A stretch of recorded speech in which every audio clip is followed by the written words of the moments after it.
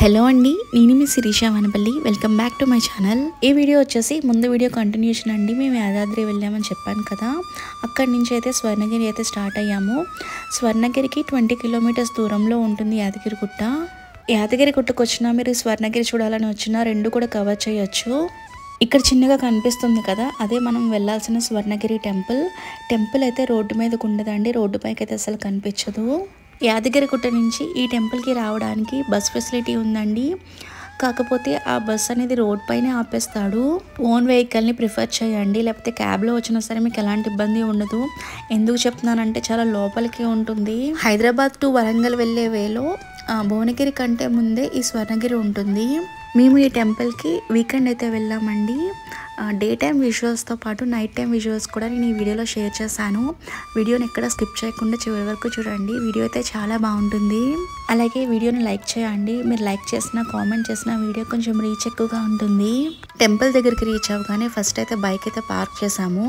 Parking prices వచ్చేసి bike అయితే 20 rupees, car అయితే 50 రూపీస్ అయితే ఛార్జ్ చేస్తున్నారు.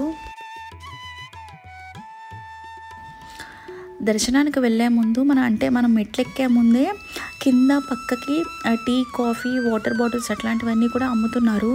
పక్కా మీరు ముందుగానే ఒక వాటర్ బాటిల్ అయితే తీసుకొని పైకి వెళ్ళండి. ఎందుకు చెప్తున్నానంటే పైన వాటర్ దొరకడం కొంచెం కష్టమే. మనం మెట్లెక్కుతున్నప్పుడు అంటే ముందు మనకైతే స్టార్టింగ్లో ఈ పెద్ద పెద్ద పాదాలు అయితే దేవుడివి కనిపిస్తాయి. చాలామంది కోరికలు కోరుకొని ఇక్కడ ఇలా కాయిన్స్ అవి పెడుతున్నారు. ఇక్కడ అందరూ కాయిన్స్ పెట్టడం చూసి అయాన్ష్ కూడా వాళ్ళ ఫాదర్ని కాయిన్ అడుగుతున్నాడు. ఈ ఫోన్ పే, జీపేలు వచ్చాక ఎవరు కూడా మనీని క్యారీ చేయట్లేదు. ఇక్కడ దర్శనం టికెట్ కొనే వాళ్ళు ఎవరైనా సరే మనీని క్యారీ చేయండి, ఎందుకంటే లోపల ఫోన్ పే, జీపే అనేవి యాక్సెప్ట్ చేయరు. ఇప్పుడు మనం ఈ మెట్ల పైనుంచి వెళ్ళాలి కదా, ఈ మార్గాన్ని ఏమంటారంటే వైకుంఠ ద్వారం అని చెప్పి అంటారు. ఇక్కడ 108 స్టెప్స్ ఉంటాయండి. ఈ స్టెప్స్ ఎక్కుతుంటే మనకి ఇక్కడ గోవిందనామాలు అనేవి కనిపిస్తూ ఉంటాయి. గోవిందనామాలు ప్రతి వెంకటేశ్వర స్వామి గుడి దగ్గర మనకు కనిపిస్తాయి. ఇక్కడైతే నాకు కొంచెం కొత్తగా అనిపించింది. నార్మల్గా అయితే మనం ప్రతి గోవిందనామం చివర గోవిందానే వస్తుంది, కానీ ఈ టెంపుల్లో మాత్రం ప్రతి నామం చివర యాదాద్రి తిరుమల గోవింద అని పెట్టారు. ఈ స్వర్ణగిరి వెంకటేశ్వర స్వామి టెంపుల్ని యాదాద్రి తిరుమల అని కూడా అంటారు. భువనగిరి రైల్వే స్టేషన్కి జస్ట్ 6 కిలోమీటర్స్ దూరంలో ఉంటుంది ఈ టెంపుల్. మీరు నైట్ టైం ఎప్పుడైనా ట్రైన్లో ట్రావెల్ చేస్తే కనుక గమనించి చూడండి. ట్రైన్లో వెళ్తున్నప్పుడు చాలా అంటే చాలా బాగా కనిపిస్తుందండి ఈ టెంపుల్. లైట్స్తో ఫుల్ లైట్స్ ఉంటాయి. మనకి స్టెప్స్ దగ్గర ఒక టికెట్ కౌంటర్ ఉంటుంది. మీరు అక్కడ తీసుకోలేదు అనుకుంటే కనుక గోపురం పక్కనే టికెట్ కౌంటర్ ఉంటుంది అనమాట. టికెట్ ప్రైజెస్ వచ్చేసి 50 రూపీస్ ఉంటుంది, 100 రూపీస్ ఉంటుంది, అలాగే 300 రూపీస్ కూడా ఉంటుంది. మేమైతే 50 రూపీస్ టికెట్ తీసుకున్నాము. మాకు దర్శనానికి అటు ఇటుగా 1.5 అవర్ అయితే పట్టింది. చాలా క్రౌడ్ ఉందండి. 300 రూపీస్ దర్శనానికి వెళ్తే మంచిది అనిపించింది. ఎందుకు చెప్తున్నానంటే మనకి 300 రూపీస్ దర్శనానికి వెళ్తే ఒక కండువా, అలాగే పసుపు, కుంకుమ, ఇంకా ఒక లడ్డు కూడా ఇస్తున్నారు. 300 రూపీస్ టికెట్ దర్శనానికి వెళ్తే జస్ట్ మనకి 5 to 10 మినిట్స్ అయితే పడుతుంది. క్రౌడ్ ఎక్కువగా ఉంటే కనుక 300 రూపీస్ దర్శనానికే వెళ్ళండి.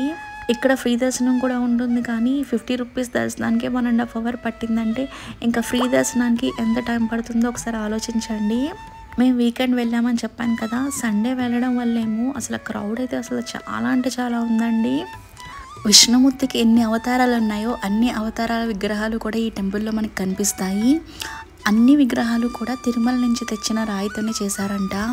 ఈ టెంపుల్ టైమింగ్స్ వచ్చేసి మార్నింగ్ 6 AM to 1 PM, మళ్ళీ 3 PM నుంచి 9 PM వరకు ఉంటుంది. ఈ టెంపుల్లో భక్తులకి అన్నదానం కూడా చేస్తారండి. ఆఫ్టర్నూన్ 12 o'clock నుంచి 2 o'clock వరకు ఉంటుంది. మనకి బయట అంటే కొంచెం ఈ టెంపుల్కి దగ్గరలో ఎక్కడ కూడా మనకి హోటల్స్ అనేవి కనిపించవు.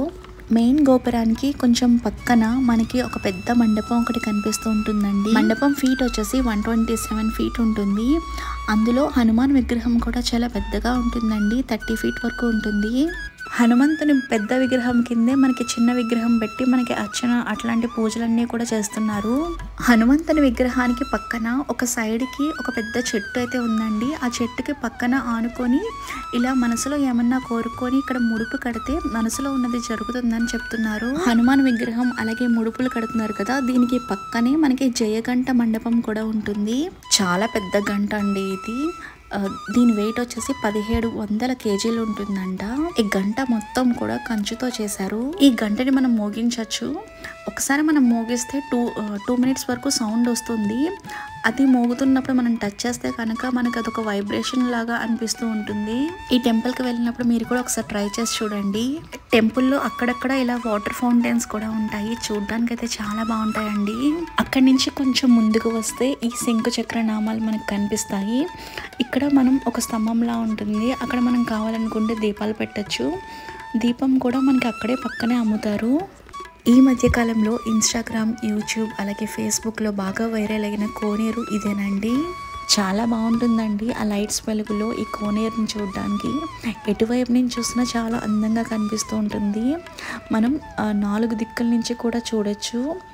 అలాగే మనం పైనుంచి కూడా చూడొచ్చు అనమాట. అంటే మనకు మెట్లు ఉంటాయి పైనుంచి చూడడానికి. కోనేరులో విష్ణుమూర్తి పడుకొని ఉన్నట్టుగా ఉంటారు.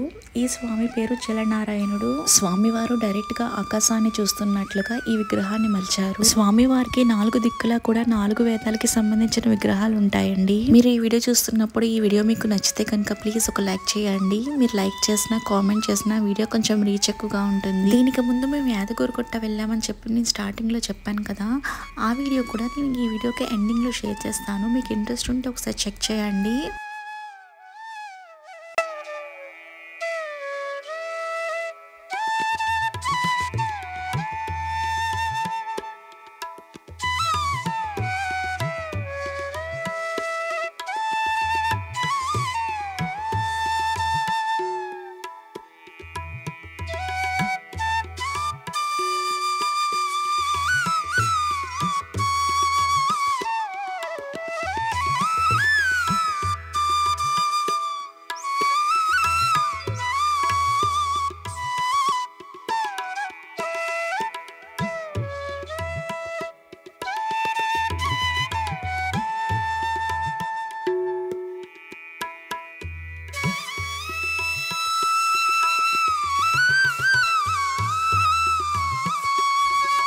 మనకి స్టెప్స్ ఉంటాయని చెప్పాను కదా, మనం వస్తున్న వేకి పక్కనే ఉంటాయి. ఇప్పుడు మనం చూస్తున్న విజువల్స్ అన్నీ కూడా మనం పైనుంచి తీసిన విజువల్స్ అన్నమాట. పైనుంచి కన్నా కింద నుంచి చూస్తేనే బాగుంది అనిపించింది. కింద నుంచే ఎక్కువ మంది ఫొటోస్ వీడియోస్ అన్నీ కూడా తీసుకుంటున్నారు.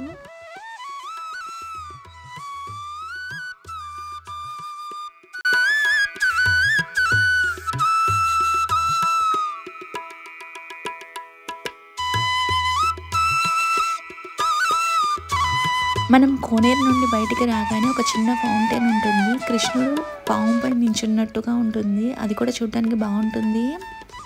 ఇంకా నెక్స్ట్ మేమైతే ఆంజనేయ స్వామి దర్శనం చేసుకొని కోనేరు ఇవన్నీ చూసుకున్న తర్వాత దర్శనానికి వెళ్ళాము. ఎందుకంటే మేము వచ్చేసరికి క్రౌడ్ చాలా అంటే చాలా ఎక్కువగా ఉన్నది, అందుకే మేము ఇవన్నీ కూడా ముందు కవర్ చేసుకొని లాస్ట్లో అయితే దర్శనానికి వెళ్ళాము.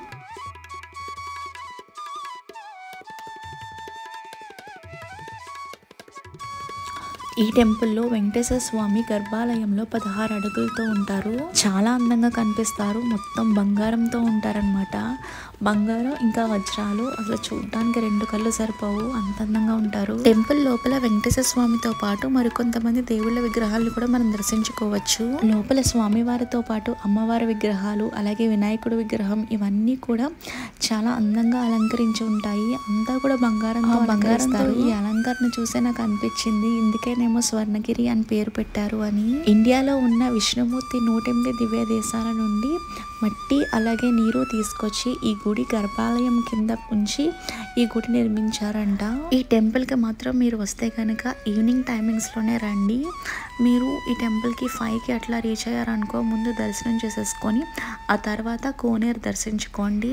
ఈ వీడియోలో అన్నీ కూడా నేను ఏం ఎక్స్పీరియన్స్ చేశాను అన్నీ కూడా నేను డీటెయిల్గా షేర్ చేశాను కదా. ఈ వీడియో మీకు నచ్చిందా? నచ్చితే కనుక ప్లీజ్ లైక్ చేయండి, షేర్ చేయండి, సబ్స్క్రైబ్ చేయండి. Thanks for watching this video.